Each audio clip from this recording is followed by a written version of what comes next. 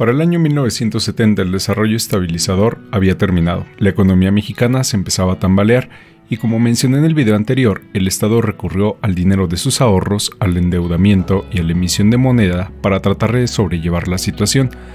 Ante la difícil posición política y de poca credibilidad que enfrentaba el partido en el poder, se inauguró una etapa conocida como desarrollo compartido, en donde el Estado se ponía, según él, como meta distribuir la riqueza del país, financiándola con el gasto público y el endeudamiento, ya que el crecimiento de la misma pues no había, lo cual terminaría agudizando aún más la crisis económica venidera. El desarrollo compartido se basa en un ambicioso programa de reformas fiscales, estructurales y sociales para impulsar de nuevo la economía mexicana, que se había venido desacelerando en los últimos años.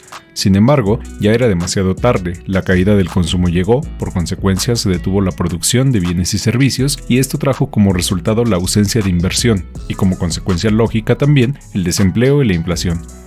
Ya el último año de Luis Echeverría la deuda externa se había cuadruplicado, el peso había retrocedido al doble de su valor frente al dólar, empezando el sexenio en 12.50 centavos y terminando en 25 pesos por cada billete americano. López Portillo tomaba entonces las riendas del país, con una deuda externa desmedida, un peso devaluado, inflación, desempleo. Para su primer año, el poder de la economía mexicana decreció un 4.2% y se buscó una reconciliación con la iniciativa privada a través de la Alianza de la Producción y cumplir requisitos establecidos por el Fondo Monetario Internacional, los cuales se resumían en no contratar deuda mayor a $3,000 millones anuales, disminuir el gasto público y no aumentar los salarios. Sin embargo, algo estaba a punto de suceder en el escenario económico y político mundial y nacional. México se encontraría reservas de petróleo. Esta noticia se unía al aumento de los precios del mismo debido a enfrentamientos de Occidente con los países productores del recurso.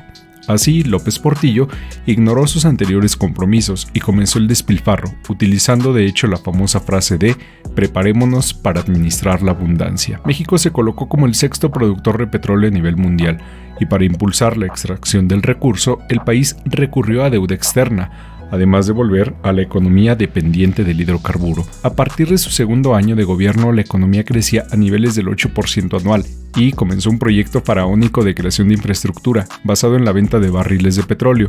Sin embargo, la economía mexicana se sostenía en una sola piedra, además de no poder ignorar, claro, la corrupción.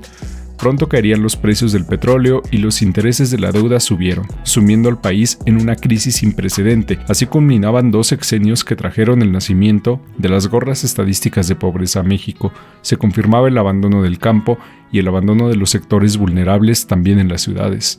En dicho contexto pululaba la especulación cambiaria y la fuga de capitales. El peso estaba sobrevaluado artificialmente por el Estado mexicano. La deuda externa creció 4 veces más de lo que ya de por sí había crecido con Echeverría. Para 1982, el peso pasó de 22 pesos por dólar a 70. En agosto de ese mismo año, México declara ante la comunidad financiera internacional que no puede ni siquiera pagar los intereses de su deuda, además de pedir más créditos para resolver los problemas inmediatos que tiene el país. En una medida desesperada, el Estado nacionaliza la banca, tomando el control de los bancos bajo el argumento de que estaban permitiendo la fuga de capitales, lo que en consecuencia trajo desconfianza de la burguesía y, claro, más fuga de capitales.